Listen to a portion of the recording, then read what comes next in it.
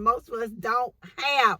So today, ladies, I want to talk to us about the ways in which we can improve our relationship with our spouse or our partner. And I know all of the time, most of the time, I'm generally talking about these things we can do when we're talking about having a growth mindset and having a prosperity mindset. And so this goes into having a growth mindset when we are talking about the ways in which we can improve our relationship with our spouse, with our children, with our coworkers. Today we're going to talk about how we can improve our relationship with our spouse, our partner. And the first thing I'm going to tell us is we're going to use effective communication.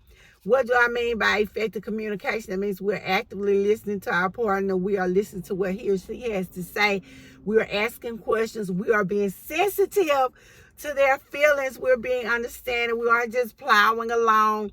We are being open and honest. And as I said, I say all the time, I used to hear this at work. It's true. They say, all we need you to be present in the moment. Well, you need to be present in the moment for your partner, for your spouse. Make sure you are listening to what they are talking about, that you are showing empathy for their concerns. So nothing makes me mad than I come home and I'm trying to talk to my partner. I'm trying to talk to someone about what really affected me all day. And I'm upset. And they are, So no, we need to actively listen. And my next thing I'm going to say is listen to understand. I know that's one of the 7 habits by Steve Covey. Listen to understand. Stop talking so much. Sometimes I'm talking about things and I just want you to listen. I don't really want your opinion. I don't want you to interject it, what you feel like I need to go do, what I need to go say to my boss, whatever. Sometimes we just want a listening ear. So a part of being effective communicators is being actively listening to what our partner has to say. And another part of the effective communication is sharing your own thoughts and feelings. Don't just keep things bottled up. And that's more to my guys than to my females. So if you are a guy and you're trying to play the macho guy thing where you are keeping your feelings in, you are not sharing because you don't want to seem weak or you don't want to seem like something else is going on, know that it's okay to share your feelings. And in fact, your partner would really love for you to do that because they want to know what's going on with you. So my next tip is to make sure that you're spending quality time together. Guys, ladies, mainly guys though. If some guys listen to this, it is quality over quantity.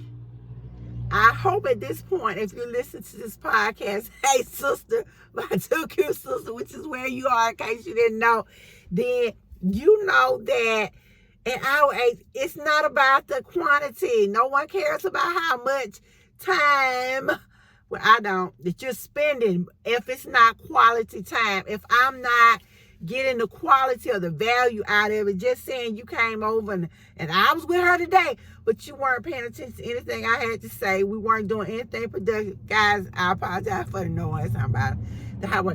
But then what was the point of it? We want quality. I can spend time with my partner, but if it's not quality time, it really didn't count for me. So make sure that you are setting aside time for activities that you can do together that you enjoy.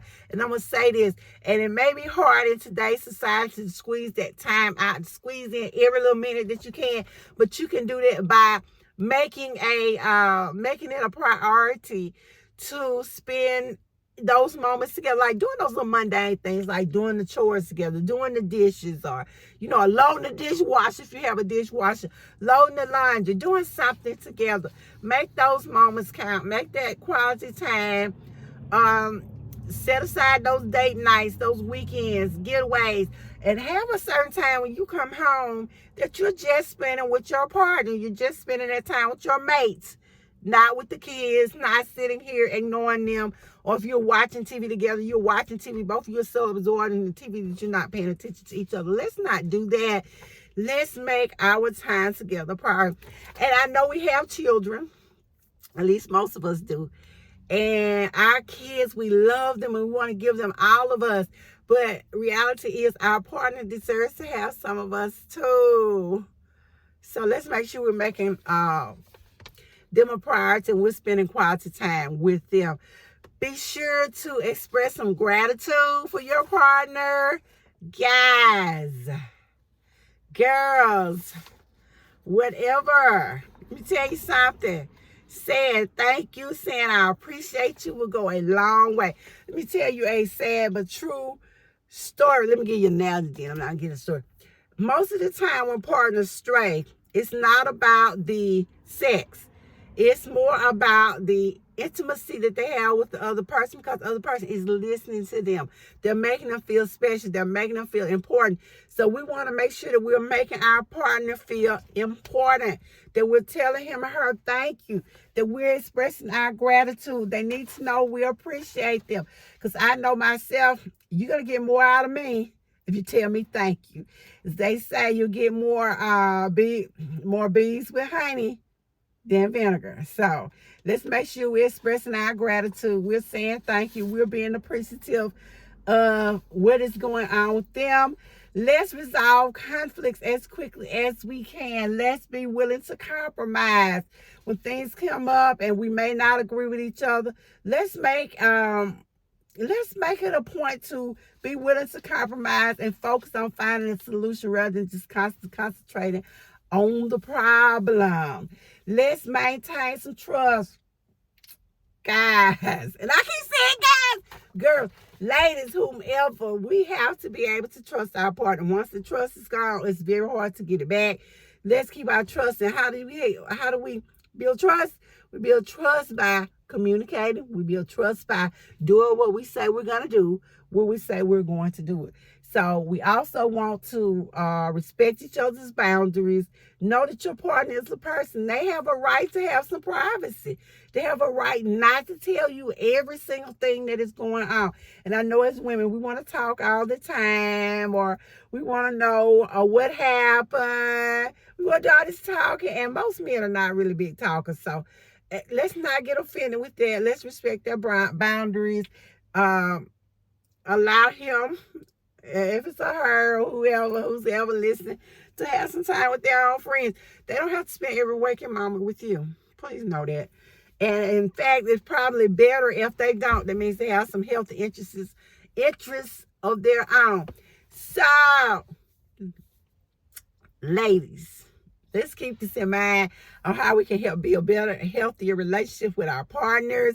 And like I said, if it's some guys listening to you, because I did a little check on my podcast, and most of my listeners so far are men. And welcome guys.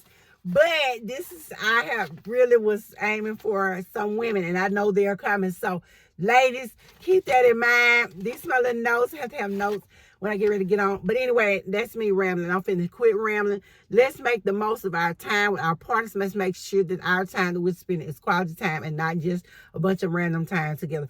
And I will see you in the next podcast.